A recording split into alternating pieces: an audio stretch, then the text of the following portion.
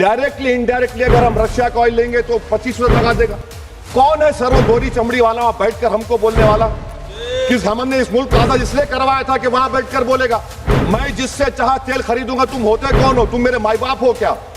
आप 25% लगाएंगे सर। और वर्ड क्या इस्तेमाल किया? इंडिया। यानी अब नायरा जो है नायरा कंपनी बंद हो जाएगी और हमको मॉनिटर करेंगे, आप भारत को उस पर ओवरसाइट करेंगे। अफसोस की बात है कि सरकार खामोश है। इनकम टैक्स के बेनिफिट मिलती थी हमारे फौज के सिपाहियों को जो विकलांग थे, आपने इनकम टैक्स बेनिफिट छीन लिया उन लोगों को। ये कैसा इंसाफ है आपका? बताइए। जो फौजी सर्विस में है, अरे प्राइम मिनिस्टर अगर एक ट्रेन की झंडी दिखाएंगे तो उससे बढ़ के पैसे खर्च हुआते, तो आप क्या बचा रहे सर? 11-12 साल से वजीर आजम मोदी हैं, हमारी एयरफोर्स का स्क्वाड्रन गिरकर 29 पर आ गया। 12 साल से आप प्रधानमंत्री हैं, हम एक मिड एयर रिफ्यूलर एवैक्स को नहीं बढ़ा सक रहे। पाकिस्तान के पास हमारे ज्यादा एवैक्स है और ऑपरेशन सिंदूर में हमने देखा कि कितनी तकलीफ हुई। सबमरीन का शॉर्टेज है, आपको फिक्र नहीं है सर। और हम थर्ड एयरक्राफ्ट कैरियर हम भूल गए।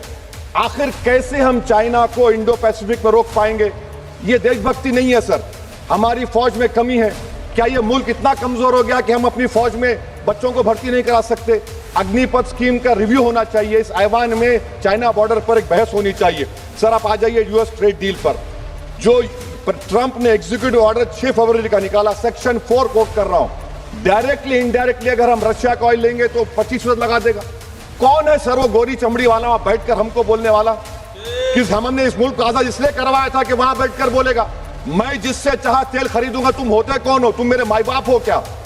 आप 25% लगाएंगे सर। और वर्ड क्या इस्तेमाल किया? इंडिया। यानी अब नायरा जो है नायरा कंपनी बंद हो जाएगी और हमको मॉनिटर करेंगे, आप भारत को उस पर ओवरसाइट करेंगे। अफसोस की बात है कि सरकार खामोश है सर। 2019 में ईरान का ऑयल मत लो बोले, आपने गलती की, आपने ईरान का ऑयल नहीं लिया। तो अमेरिका ने कहा कि इराक से लो कंपैरेबल रेट पे, कंपैरेबल रेट पे, मार्केट रेट, नॉमिनल प्राइस पे नहीं। आज यूएस कह रहा है कि मोनोपोली रेट पे लो। कहां है सर? क्यों हम क्यों कर रहे हैं? क्यों इतना गिर रहे हैं इस गोरी चमड़ी वाले के सामने? आखिर हमारी हमियत कहां है सर?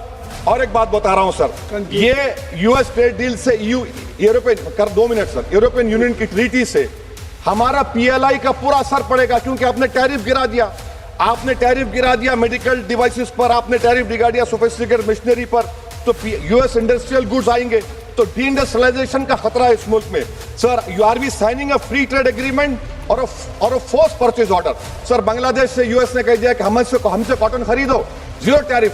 सर भिवंडी, मालेगांव, बनारस के पावरलूम का क्या होगा? 70% रॉ कॉटन हम देते हैं बांग्लादेश को सर।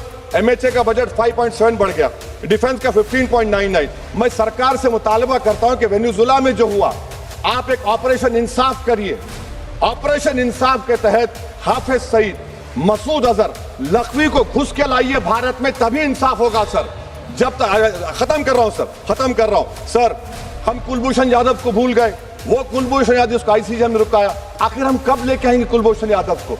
वजीर आजम इजराइल को जा रहे हैं। मैं उनसे ये मुतालबा करता हूं कि वो गाजा को जाए, 15 मिनट जाकर देखें। 60,000 फलस्तीनों खत्म कर दिया गया और नेतन्याहू पर आईसीजे का अरेस्ट वारंट है, आईसीसी का, और आईसीजे में केस चल रहा है सर। तो मैं आपसे मुतालबा करता हूं कि वजीर आजम गाजा के बारे में देखें। मैं ज़ायनिज़्म मुर्दाबाद बोलता हूं, भारत जिंदाबाद। और ये सरकार तेलंगाना से नाइंसाफी कर रही है, कुछ नहीं दे रही है। बहुत बहुत शुक्रिया।